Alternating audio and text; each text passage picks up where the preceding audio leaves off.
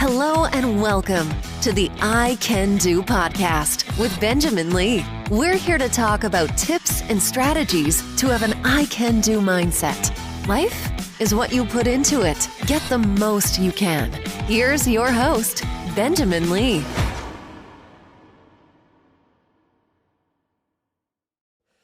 Hello and welcome to a new episode of I Can Do. I am Benjamin Lee. Thank you so much for tuning in. Today we have a very special episode. I have a guest on the show today. Her name is Eva Latchem. She is a certified health coach, personal trainer, and a run coach, and a certified pharmacy technician for the past 27 years. She has a passion for being alongside others and helping them achieve their health goals. Here's what she says about herself. My passion for health began when I was 34 years old. I had a major health scare which made me make some lifestyle changes. These lifestyle changes have had many health benefits over the last 10 years. Once I gained resources to help my health and change my lifestyle, it made me want to help others in the same way. In today's world, many individuals want to make a lifestyle change, but do not know where to begin, or have information, but do not know where to start. As a certified health coach, I help individuals gain the tools needed to make those lifestyle changes and help individuals achieve their goals. Eva is a great person. My wife and I, my family has known her and her family for a number of years, and we are really blessed to know them and to be brothers and sisters in Christ and to call them our friends. Thank you, Eva, for being on the show. And for those who are listening, thank you for taking time. I hope you enjoy our conversation. Here we go.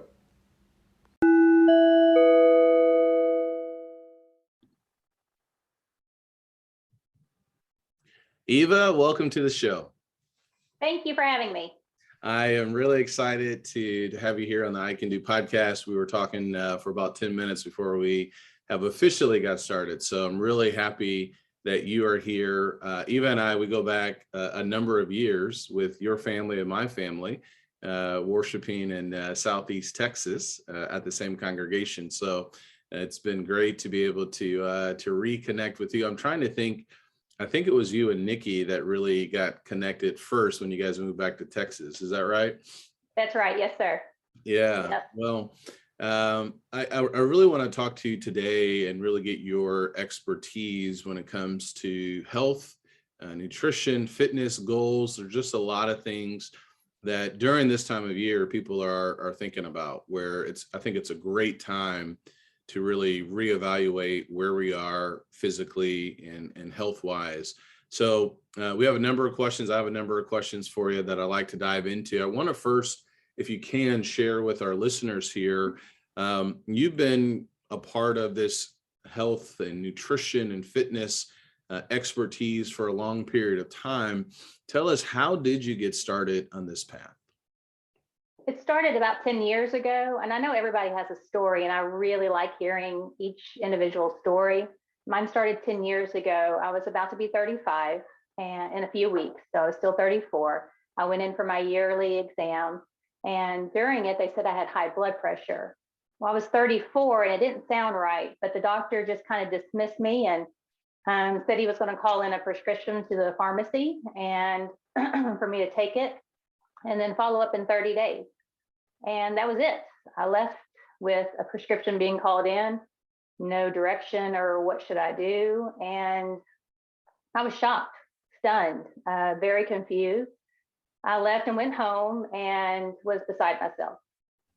The next morning I got up and was getting ready for work, and I heard on the local news station a lady speaking about her new book that was about to come out. And it was called The Lean by Kathy Preston. Mm-hmm. And the stuff she said was really interesting. She just said, lean into habits. Don't go trying to change everything. Just lean into them. And it really caught my attention. I was not a book reader. I hated reading books or anything. And so I ordered the book. It was going to come in about 2 weeks. I don't think there was Amazon Prime back then. Yeah. And so I had to wait. While I was waiting, I thought, well, what can I do now to fix or situation. The only thing I knew at the time was walking was good for your heart. So I went to Walmart, I bought a walking DVD and started walking. And then I thought, well, what else can I do while I'm walking in the house and our daughter's doing homework and doing other things? And at the time I was drinking 2 to 3 sodas a day. And I thought, well, I can just cut back to 1 soda a day. That sounded easy to me and doable. I wanted something I could stick with. So I did that. The book came in and I read it very fast and realized there were some more changes I could make, but just go really slow at it. And after 6 weeks, my blood pressure issue was gone. I've never had another issue with blood pressure since then. That got me hooked. I knew there was something to that and I needed to figure out what was going on.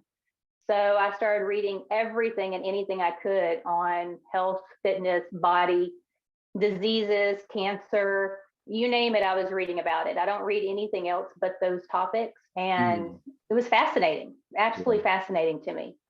So was your blood pressure like dangerously high, or, was it 5 points or 10 points, if you remember?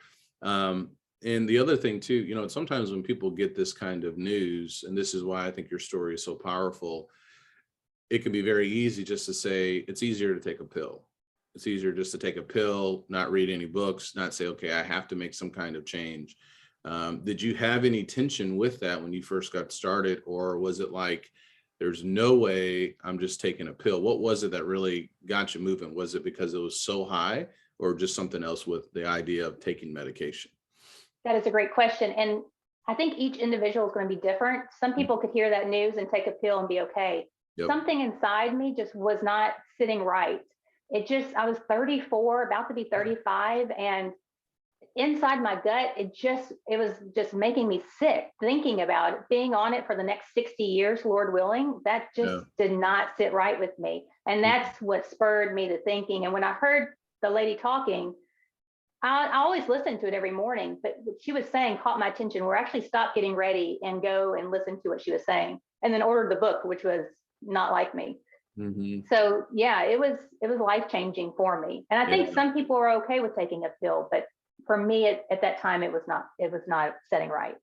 Well, and I think this is an important story too, because there are other options, where I like to call it like the third option, right? Where it's not just, okay, well, I have to stay in this state of having high blood pressure for the rest of my life, or I have to be on this pill for the next 60 years. The third option is what you're talking about, that, hey, there's actually some things that are still in my control that can at least put me in a better position, you know what I mean, where I can, still potentially find something or another option instead of just doing like this either or. And I think that's where people get stuck, where they just say, well, it's either this or it's that. But what you're saying is, no, there's actually a third option if you're willing to make some changes. Exactly. And I was a pharmacy technician for 23 years. So I'm for medicine, and I'm also for natural and holistic as well. We need both of them.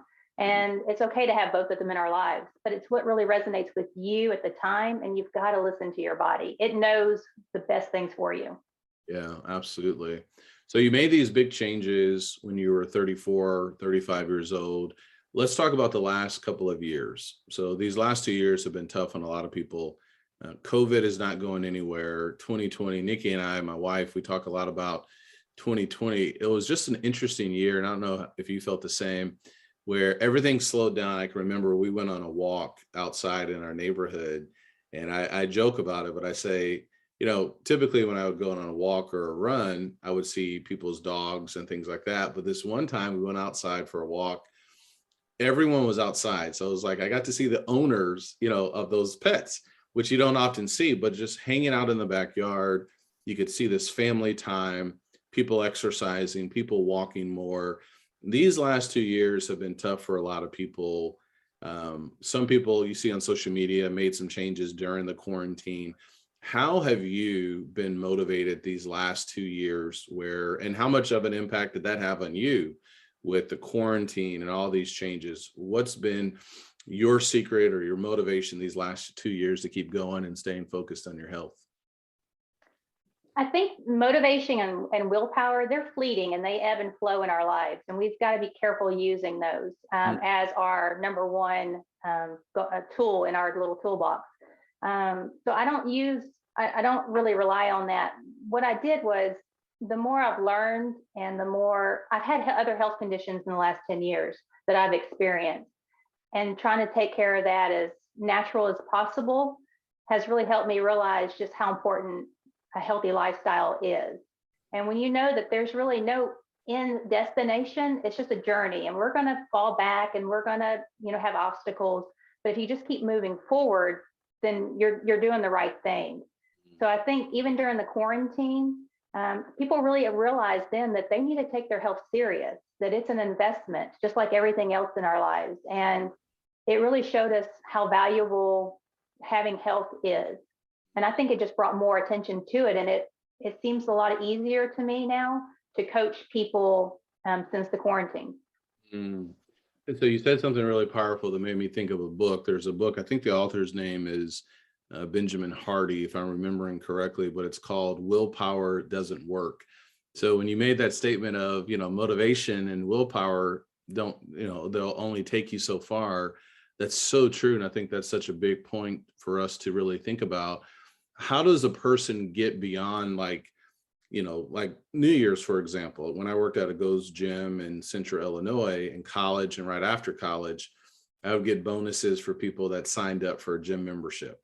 I knew every year those people who signed up in January would typically not be showing up in February and in March. Every year it happened just like that. So how do we find a way, or what tips or advice when you're coaching do you share with people when the motivation begins to decrease? Because it typically always will. I say accountability. I think you need a coach or a good friend, somebody who's really is supportive of you, not going to be negative and bring you down. A friend, a family member, but have somebody, a spouse, that is right there by you, helping you and keeping you accountable for what you're doing. And even if you cancel that membership in February or March, it doesn't mean that you failed. It just means maybe it wasn't right time for you at that time. So again, we have to see what's going on in our lives and see what resonates us with at that time. It's not always a all or none or a win or a fail. It's just what is right for us at that time. Mm-hmm. What do you see as a big roadblock for people getting started? Is it maybe we can call it the motivation myth, that all you need is just this motivation? Is it fear of, well, if I have to be accountable, that means people are going to know that I'm making mistakes? What do you see typically, whether it's clients or family or just people in general, that can often be like that roadblock of taking those first steps? That's a great question as well, because we all have them, but we deal with them in different ways. And often I say to my clients when we're starting off is we've got to figure out what those are, because we need to be way ahead of that. If in 2 weeks or 3 weeks, you usually kind of falter a little bit, then we need to be ready for that. And some people don't know where to start. There's so much information out there. You turn the TV on or social media and you see fake looking people that have been photoshopped or edited or filters all over them. And you think that's perfection. And it kind of makes you want to just give up. Why even try if I'm not going to look like that? And I think just understanding that that's advertisement. That's not, and it's kind of like with the myths as well as diets. There's, over 100 diets. Well, what's going to work for you? And how can we get you started and staying on that path? I also tell my clients, I'm in the passenger seat. I have my feet up on the dashboard and I'm just hanging out with a map. They're in the driver's seat. I'm just letting them know where we're going. And if they want to take a detour and go eat a box of Oreos, I still have the map in my hand. We can do that, but then we've got to get back on course. So I think just trying to figure out what your actual roadblock is. For me personally, mine was I had a fear of not being safe. So it was a very deep limiting belief that I had because of past trauma in my life. And I think we have to explore that as well. If I wasn't with my husband, then I felt like I was vulnerable and that somebody might take advantage of me. So being a little bit heavier made me feel safe and like nobody would see me. And that was a really deep one. So I had to work through those limiting beliefs that I had to realize that yes, I'm fine, I'm safe, and I'm going to be okay. So it can get really deep when we're working with clients. Yeah. Well, no, thank you for sharing that. I think that's so important. And I think you're exactly right. Typically the weight or the scale or however we measure it, they're typically, that typically can be like a symptom. There could be a deeper underlying issue. And what you're saying is really addressing those things, which can be hard, which means that you're going to have to really put some work into it, can go a long way. So I think that's such a powerful point, and I really appreciate you sharing that, because I think there's a lot of people out there who probably can relate to that, and getting the necessary wisdom and assistance with that will go a long way. For you, if I can, did that take a long time for you to work through that without going into too many details, and how long was that process for you when you started at 34 and 35 with the blood pressure? I know you just kept moving forward. How long was that process? To realize that I had limiting beliefs as far as not being like hurt by other people, yeah. It took, I'd say, a year of really aggressively working on it. For some, I've worked with other clients where it's a lot less, and some who are a little bit longer, but it just depends on how deep that limiting belief is in you. Something that really helped me while I was working through it is to take a women's self-defense class. And I took it in, I think it was Richland Hills or North Richland Hills at Texas Storm Kenpo. Yeah. And he was amazing. He was an older man, and his wife was there. So I didn't, again, because I had an issue with men. So his wife was there and his daughter was there. And it was a really good way to learn some skills and just build that confidence back up in me of, yes, I'm going to be fine. And I have these tips and suggestions if something happens. And I actually have moves to defend myself if I needed to. And that really just changed everything for me. Oh, that's so good. And I think the big takeaway there is that this is a long process wherever people may be. What you mentioned about social media and how there's so many fake photos, and how we often want everything to be normal, or we want to look a certain way, or our cholesterol levels or blood pressure, all these things we want to be normal. But it's a process, and it takes time, and it's not just about a 90-day fitness challenge. Those are good. You can make a lot of changes in those 90 days, but that's really just like the starting point, where how do we keep it going? Because the biggest challenge for a lot of people is not necessarily losing the weight, but keeping the weight off. And correct. Yeah, that's exactly. And let's talk about that for a little bit, because this goes into my next question with what you mentioned. You mentioned limiting beliefs. I think sometimes, I know I've seen it in myself, where we can sabotage ourselves. And what I mean by that is, we're making great progress, or maybe with these limiting beliefs, we just never get started. So what are some tips or advice that you've shared, or that you can share, I guess, for us to kind of get out of our own way, so to speak? Because I think many times the challenge isn't with social media. Maybe it is in other people, but many times the person that's holding us back is the person in the mirror. What are some tips or wisdom to help someone who's listening? How do we get out of our own way so that we can actually, enjoy this health or enjoy the lives that we do have?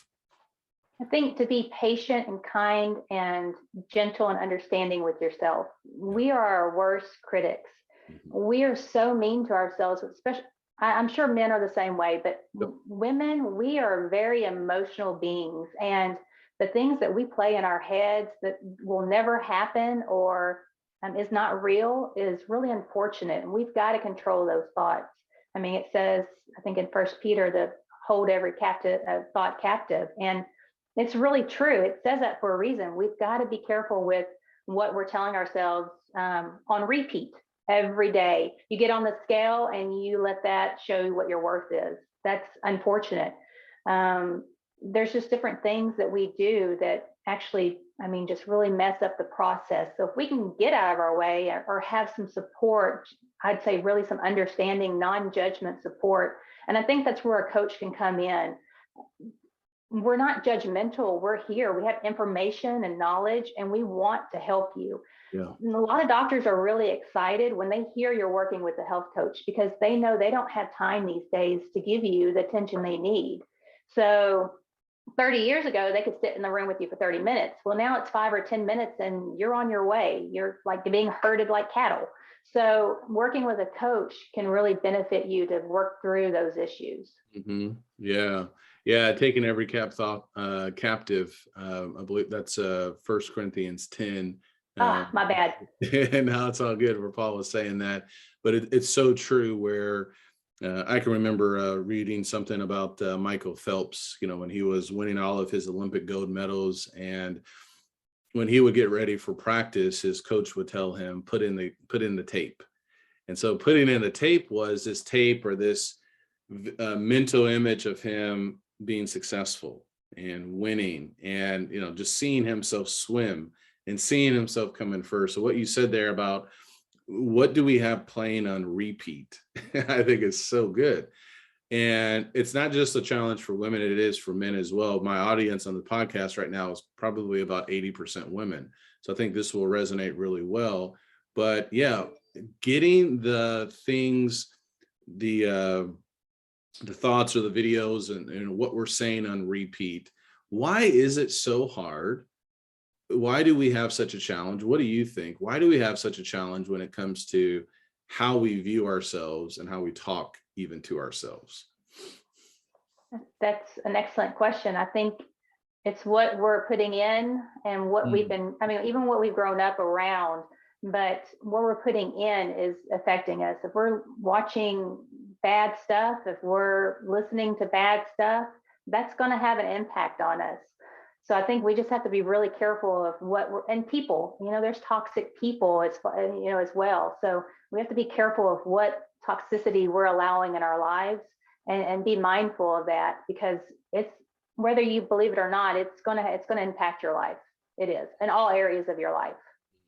Yeah. What you say to yourself is, it really has an effect on the body. There's so much research out there that says that.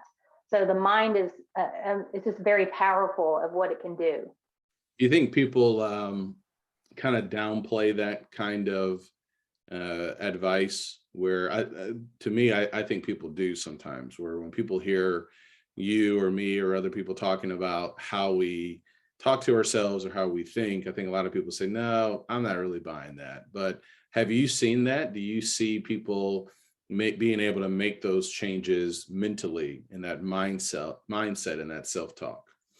I have, and I agree. I think people sometimes, when you tell them that, they think it's a bunch of woo-woo and like weird stuff, and that you have lost your mind. Yeah, it's true. I've done research on it. That's all I do for the last 10 years. So I know it is true, and I've seen it in my life and in a lot of my clients' lives. And I think just showing them baby steps, that how it can really affect them and what are they thinking, and there, because we get into some really personal conversations, and a lot of them will text me and say, this is too much information. I'm like, there is no such thing as too much information. That gives me all the pieces I need to help you.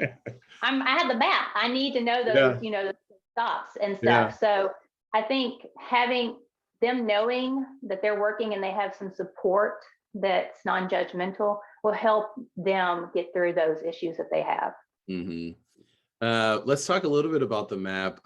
What are your thoughts with the scale? So in my book, Life Beyond the Scale, there's a sister in Christ.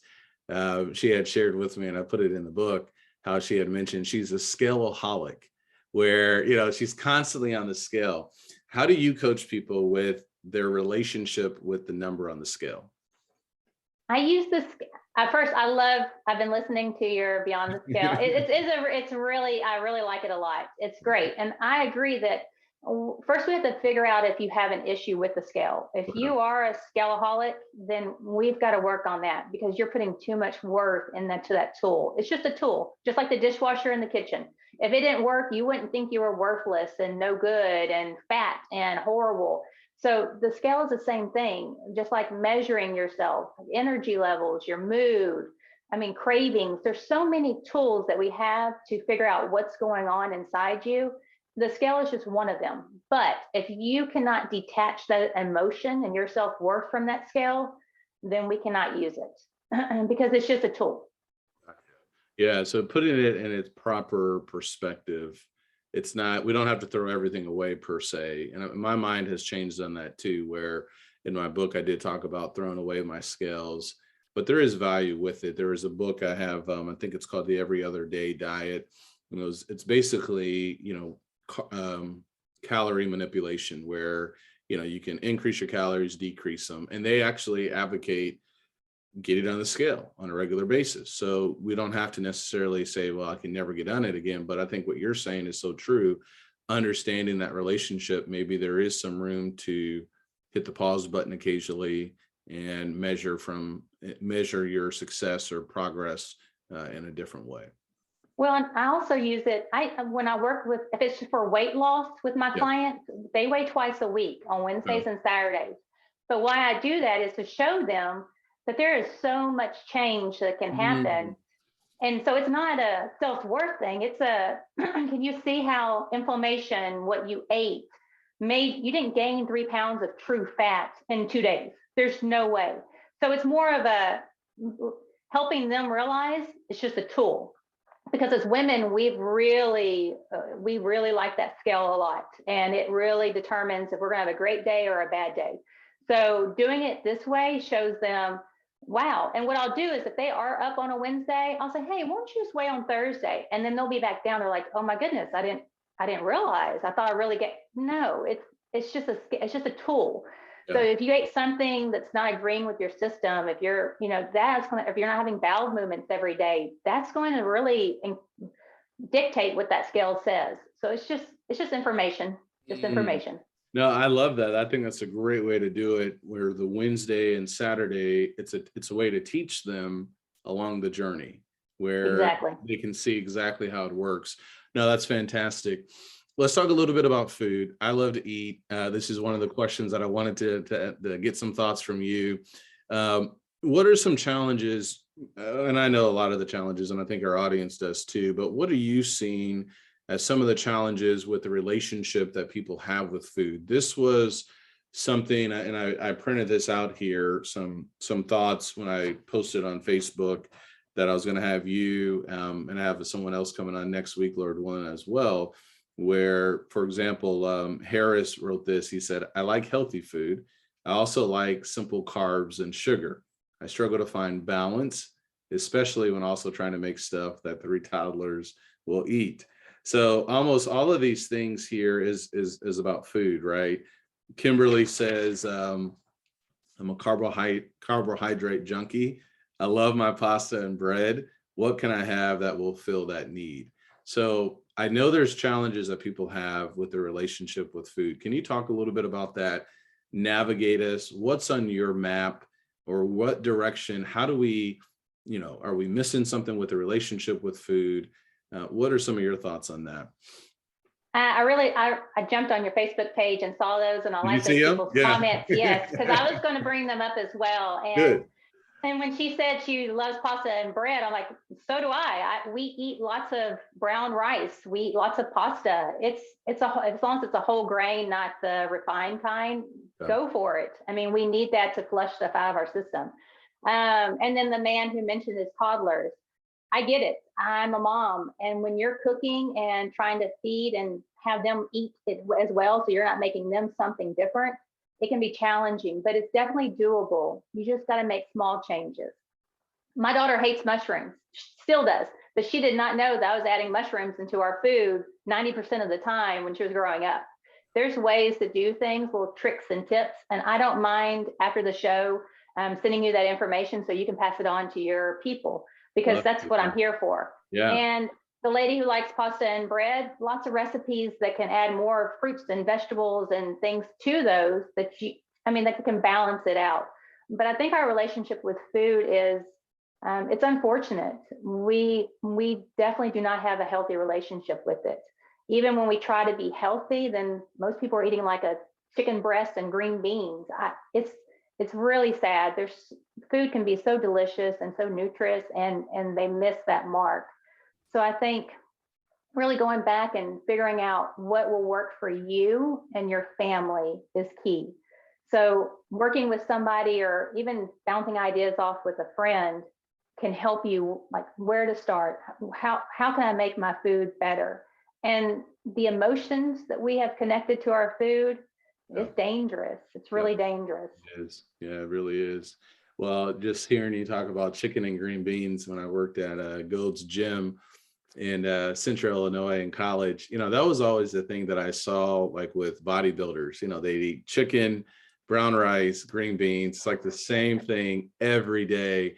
So it is interesting how we can kind of get in these habits, and that can work for a long period of time, but it can almost get boring, and people like variety. So I'm hearing a couple of things from you. One, really experimenting with the foods and seeing, what kind of foods are out there and how can you make things more healthy. And also that it doesn't have to be like an all or nothing kind of mentality. Is that am I saying that correctly? Absolutely. If you work with me, the word you're going to get tired of hearing is balance. Yeah. Balance is key. You can go and eat a box of Oreos if you want to. We're just not going to do that every day. And consistency is, we've got to make sure that we get back on track and do what we're doing. And also, when you're working with a coach, most coaches, you're not going to eat what they are eating. We see what you're doing in your life, and then we help you tweak those decisions. That's all. That's what I do with my clients. Yeah. I don't, if they're eating a sandwich and it looks pale and sad, then I'm going to say, hey, let's get some whole grain bread. Let's get some lettuce. Let's get some vegetables on that. Let's doctor that up a little bit. There's ways that we can add stuff that just you don't think about, because you're used to people saying pretty much, eat this and this is how you're going to lose weight. Mm-hmm. So I think just making it fun and always stay curious. I just did a post on that, but always stay curious. What is your body telling you? Some days you're going to want lots of fruits. Go for it. Some days you're not. It's fine, but just really listening to your body. Mm.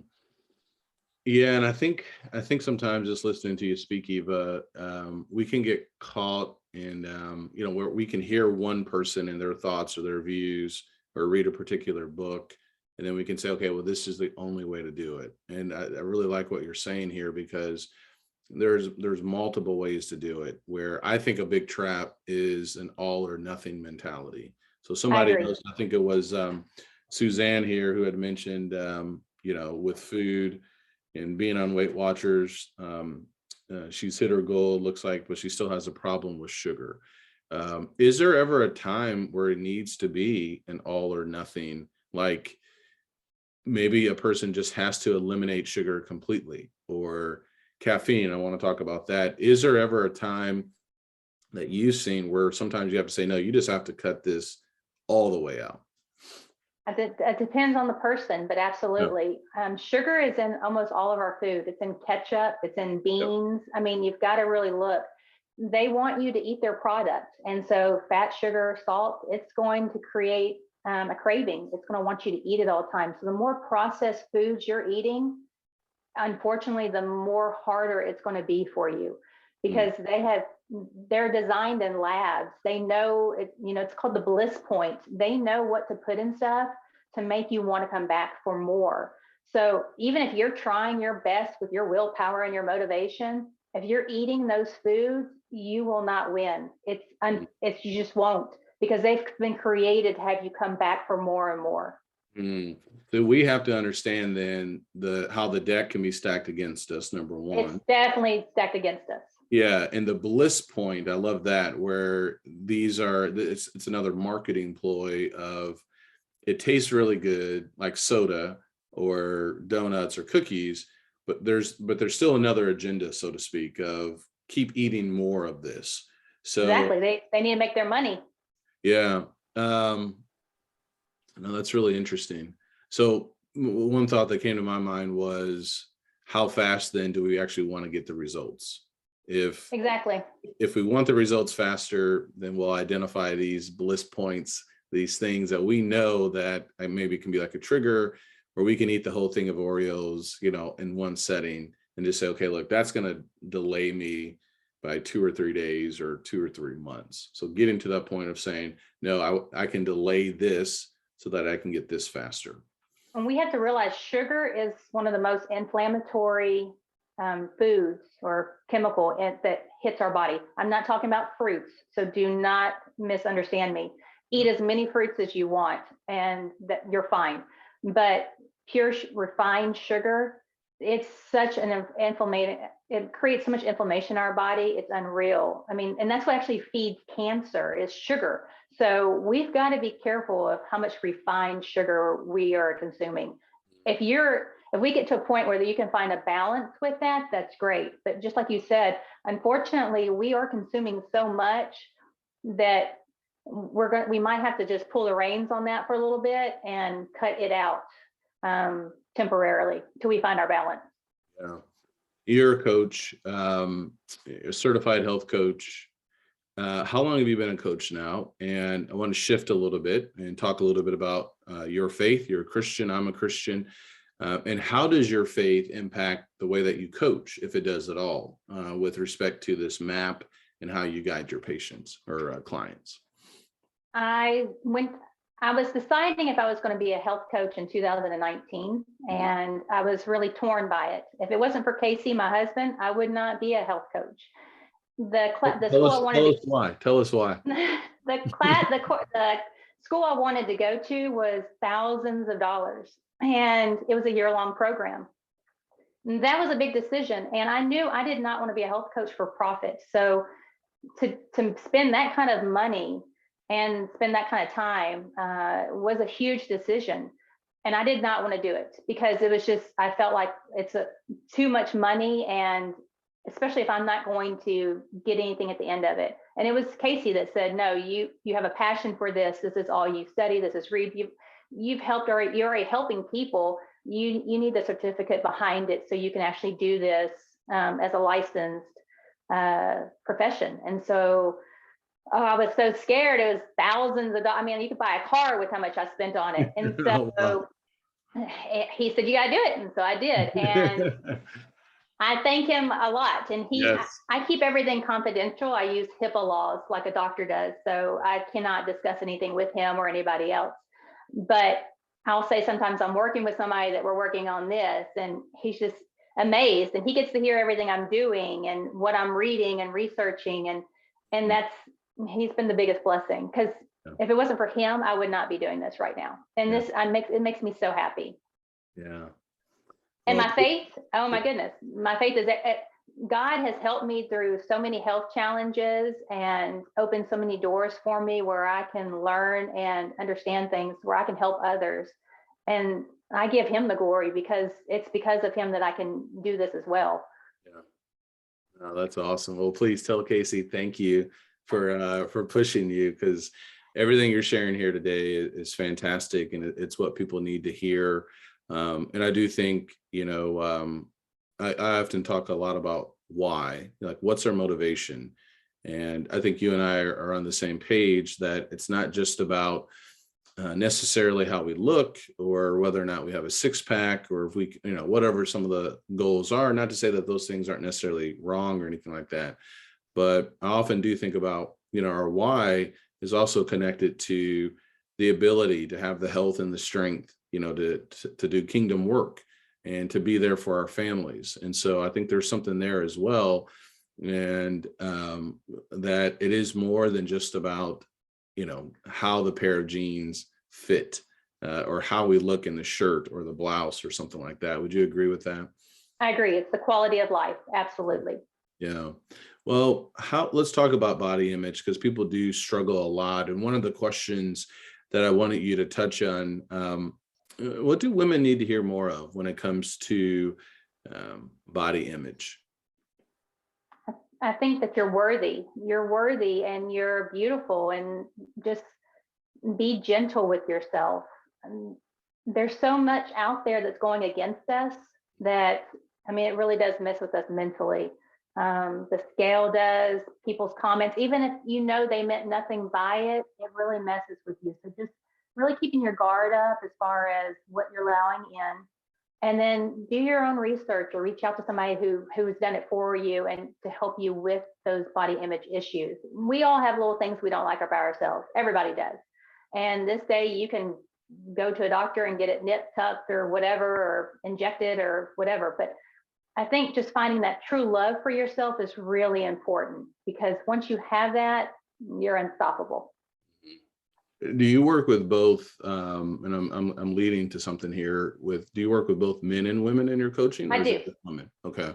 Yep. Men and women. Have you found men do you see that men struggle as well with body image? I do. Absolutely. Not as much as women, but they do. They really do. And it takes a lot for them to open up to me to actually get to that point. Mm-hmm. But once they do, it's a game changer, because it switches something in your brain where we can work down a different path. But yeah, men absolutely do. Mm-hmm. Mm-hmm. They're more driven, it seems like you can tell them to do something and they'll pretty much do it. Where women, we're more skeptical, and we don't like to be told what to do, and we kind of question things. So, which is good. I say question everything. And when you work with me, that's what I say. Don't listen to me. Don't listen to your doctor. Don't listen to the next whatever's telling you something. What's resonating with you? Listen to you, and then voice that. And then that'll actually build some really confidence inside of you, and you'll start looking at yourself a little differently. Yeah. So it's January 8th. A lot of people have set up New Year's resolutions. Where do you stand? Resolutions or no resolutions? What are you doing? And okay, me personally? Yeah, please share. Okay, in the past, Casey and I, we've set New Year's resolutions and we've had fun with them. Personally, what we're doing right now, he's my biggest fan. He's my supporter. He's my encourager. We are best friends. So we do everything together.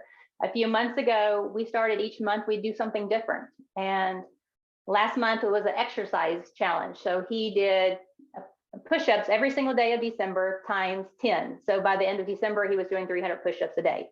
Wow. And I was doing it. Him and a friend were doing it. So he would just be talking to me and he'd just break down and fall on the ground, start doing push-ups while we were talking. It was hilarious. But yeah, it was a lot of fun. I love that, because couples working out together. And so you mentioned you set up a challenge. You're setting up challenges each month. Are you guys doing that for January as well? As well, yep. In November, we did something. I'd learned a lot about cancer patients, and I did lots of studying on cancer for about 6 months. And there was something I wanted to try, but was too scared to try. And Casey was the one that said, let's do it. Because if you are going to work with cancer patients, you need to be able to say, I did it, and this is what to expect. So we did something in November. In December, we did an exercise challenge. And then this month, I've really switched things up. And when I tell him stuff, he's like, okay, let's just do it. I'm like, okay, let's do it. But inside, I'm like, are you crazy? Did you hear what I just said? What we're about to do. So deep down, you want him to say, no, I don't want to do that. So yes, exactly. Be the person saying, no, this is you've gone off the edge here. But so each month we're setting little challenges, and I'm really enjoying that because it changes things up and you're having fun with it. Just have fun. So is it better than to break things down monthly instead of saying, okay, for the entire year, this is what I'm trying to go after?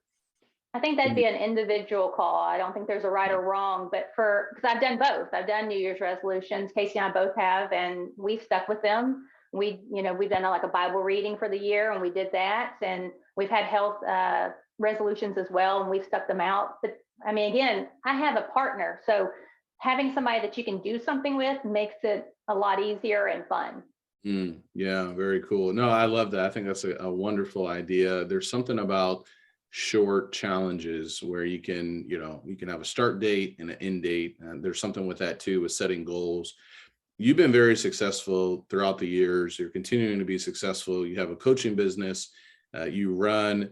How often or how far, what's your running routine look like? I know you do some coaching with running too as well, correct? I do. I'm a run coach, which if you would have said that a few years ago, I would have laughed at you. Because our daughter, Jessica, she's been running since she was 7. And it's been so much fun watching her. But when she got older and I kind of had to keep up with her, I was forced to start running.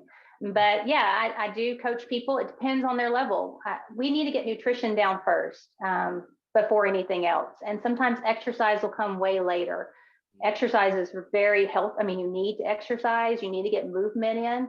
But I mean, we've got to, can't put the cart before the horse. We need to make sure we do it right. But the running program I did in December, it's just one I created and just play with and to see, because I like doing new challenges so I can see how I can coach other people better.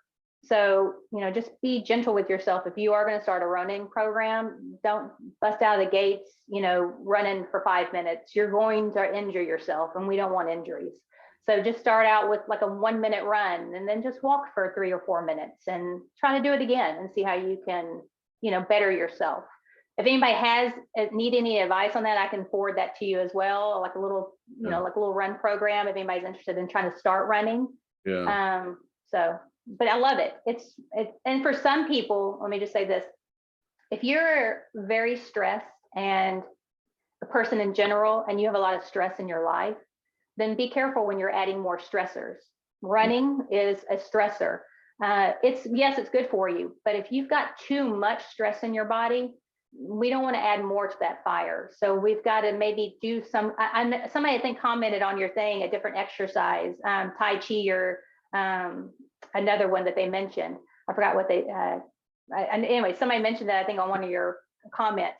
And that was a really good exercise that she mentioned, because it slows you down, it makes you breathe, and it forces stress out of your body. So sometimes going hardcore is not the best for that person at the time. Not always, but just temporary.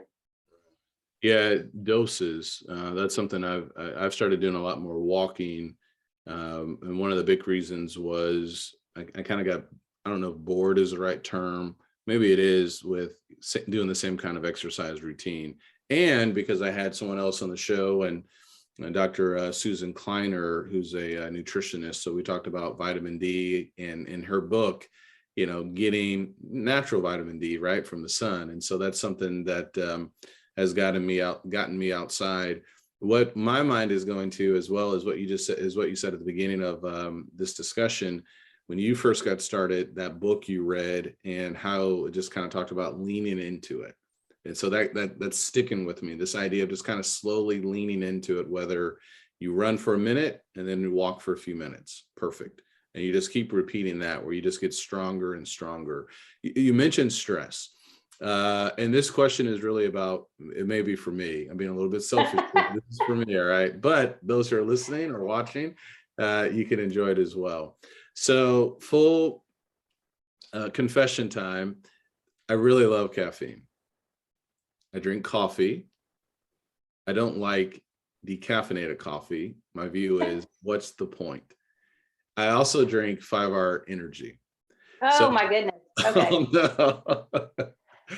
So on your Facebook page, you discuss how caffeine is really not energy, but rather stress. And you just got done talking about stress being added to your nervous system and your adrenal glands. So here's my thing. Please coach me, and this can help me and somebody else. I think I've been attached to caffeine as a result of being productive. So I don't remember when I first started drinking caffeine, but I know when I was in college, there was a drink called, what was it called? I can't remember the name of it, but it was at the gym, and it was $1, and I loved, I got it. It was called Razor. So it was a caffeinated drink, and I would drink that before I worked out, and I just felt invincible. Then somebody else bought that company, and I was devastated, because it was like one of the best drinks ever. So I got introduced to another drink called Ripped Fuel. I had a ton of caffeine. So by then I was working with Pfizer Pharmaceuticals. I'm driving maybe 2 or 3 hours a day. So I'm on the highway a lot. Then I found out about Panera Bread coffee, hazelnut coffee, which is unbelievable. And then Diet Mountain Dew. I don't remember when I first started drinking 5-hour energy. So I've had this journey of some caffeine at some point in time. There have been times where I've been with 0 caffeine or 0 5-hour energy for like 6 months at a time. What am I missing? What's my challenge? And I know I'm putting you on the spot here. with this caffeine lifestyle / maybe addiction or crutch of feeling like, well, being productive, I have things I have to get done. I like how it makes me feel. What am I missing? And what might others like myself need to hear with respect to caffeine? I love your story, and thank you for your honesty. It's hard to be honest like that, so I really do appreciate that, and it gave me a little chuckle. That was really funny. Especially, ooh, that's a Mountain Dew and energy drink. Wow. Yeah. There's a book called The Caffeine Blues. The Caffeine Blues. Okay. Blues. It's a very good book. So if anybody's listening, it's cheap on Amazon. I'll it's put a really that good in book. the notes. Okay. Okay. And in the book, it talks about how caffeine is like a Trojan horse. So it looks like it's really nice and pretty, like a really good energy gift that it's going to give you, but it's not a gift at all. You are adding fuel to the fire in your body, and your adrenals have to process that.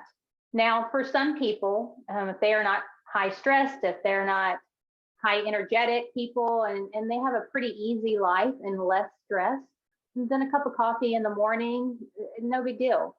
But it's when you start having a cup of coffee in the morning, soda at lunch, then at 3, you're really crashing and you need a pick me up. So you're grabbing caffeine again.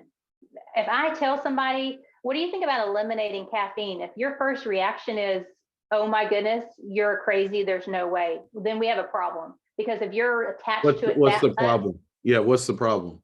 Problem is that it is a crutch. You can't. It's like cheese. If you tell somebody, and we might need to, like watch our cheese intake.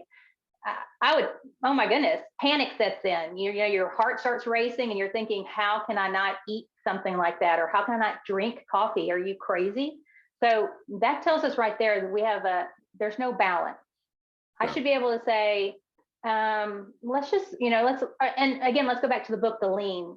Let's just take one of those caffeine sources out. We don't have to cut it all out. Let's just go slow and see how you feel. And during that time, I would have you track certain things, your mood, cravings, because when you're spiking the system inside, it's causing havoc in there, whether you feel fine on the outside or not.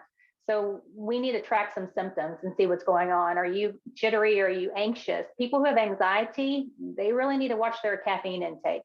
And depression too, as well. So we need to just kind of track the nervous system and see how you're really responding to it. But I think it has a healthy place. I'm not saying sodas, and I'm definitely not saying energy drinks. I'm saying there's too many chemicals in those that are toxic to us. So not only are you getting the caffeine, but you're getting chemicals that you don't need.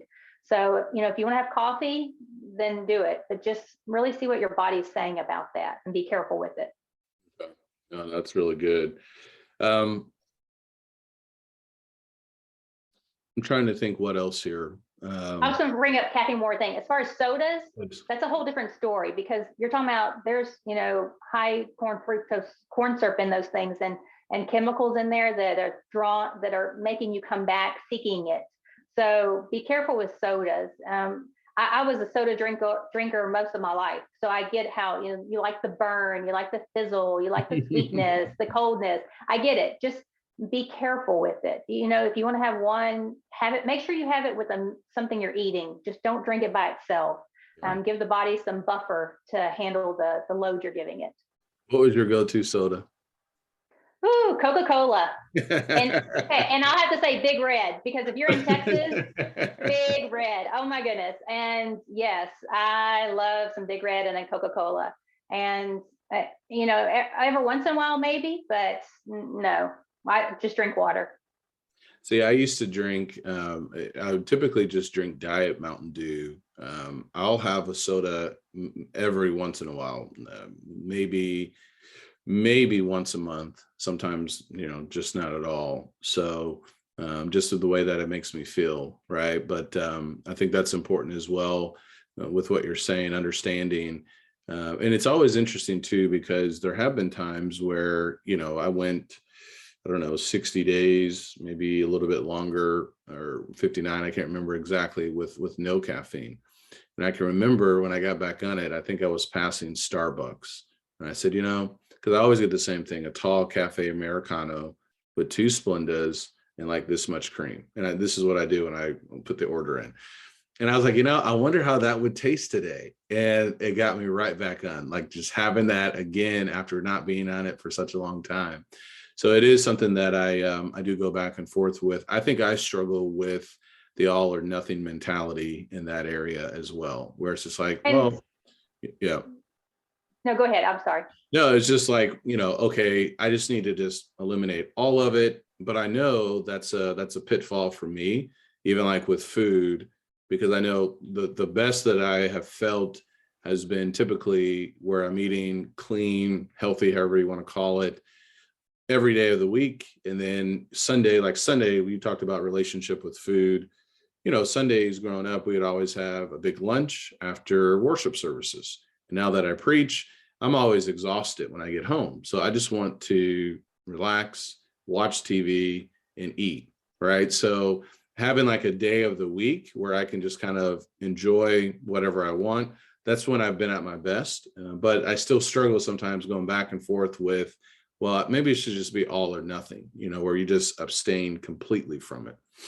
Well, I think that's going to be individual. So, because I like how you took a break from coffee and you were fine with it. And then, you started drinking it again, but at least you could, I'm sure it felt good mentally that, hey, I don't have to have it. I like it. So I think that's a balance. Okay, if I like it and it's not causing major harm to me, then it's okay. Mm-hmm. And I also like what you said on your Sundays that you like, I call them fun foods. So have some balance. It doesn't have to be all or nothing. Sometimes, depending on what health condition we're treating, it might have to be just for a little bit, like your coffee, none for 60 days or whatever. But have some fun foods and don't call them cheat, because again, we're attaching bad emotions to those. There's no cheating. There's no falling off a wagon. This is just life. And so enjoy it. Have some fun foods. Have a fun meal. Go out and enjoy it. Enjoy your holidays. Just don't make that holiday into 4 or 5 days. So it's fine as long as you can find a balance. And if you can't, then that's when it'd be good to talk to somebody or a coach or a friend and, try to, just be curious and see how you can find a little bit more balance to it. But you sound like you have balance. So it's amazing. Yeah, no, I appreciate that. Yeah, I think I still, I think I still feel like, I know I have room to grow. I have weight to lose. We talked a little bit about some of my cholesterol numbers before we hit the record button. So full disclosure to everybody listening and watching this, I already asked Eva, I need some help. And so I'm going to hopefully get some coaching from Eva and have her help me with her map to make sure that I stay healthy as well. I want to ask you one last question here. You said at the beginning you didn't like to read, but then after this health scare, you really started reading more. And so you've mentioned some books, which is fantastic. I'll put those in the link where people can find them. What other resources, book recommendations? You have really immersed yourself in health and coaching over the last decade and longer. What other resources, apps, recommendations would you like to share with the audience? I would love to share. So if your listeners want to comment to you and I can comment back to you, I can give you tons of resources. Awesome. If I list them now, it'll be overwhelming and it might be a roadblock for them. And I don't want to roadblock and I don't want to sabotage them. So they might be on a path and doing really well, but when they listen to something, it might detour them and they might not be able to get back on their path. So that's all I read and study, and I take master classes, and I'm continuing doing, summits and online courses. That's all I read and study and research. So I do have a lot of resources, and I would be happy to just pass them on to those people. Awesome. Where can people find you? So you're on Facebook. Where else can people find you? What's your Facebook page? How can people get in contact with you directly if they say, no, I have to work with Eva? I appreciate that. I only have a Facebook page because I'm not all about advertising and screaming at everybody like everybody else is. So I'm very basic and I give you my all. So my Facebook page is Health Coaching with Eva Latchem. And you can also look at my personal page. And I have that so people can just see who I am and what I'm about. and see if I'm a good fit, because I might not be a good fit for you. And if I'm not, that's fine. I can pass you on to somebody else like you, or I have 2 other friends that are coaches where they might be a better fit for you. So just look for health coaching with Eva Latchem and see if I'm a good fit for you. Awesome. This has been a pleasure, my friend. I really appreciate you taking time out of your schedule. I know how dedicated you are to your family, to your clients, which is a blessing. So you're doing some great things. One last thought from you. What would you like to say as we wrap up here? I'd say keep moving forward. Even if you think you're stuck right now, or you're about to be stuck in a week when you give up your New Year's resolution, keep moving forward. We sometimes just get the fight, or freeze mentality, and we just freeze. I say just keep moving forward and be gentle with yourself. You've got this. You've got this. Just believe in yourself and keep moving forward. Thank you so much for being on the show, Eva. Thank you. I really appreciate it. All right. Take care. Bye-bye.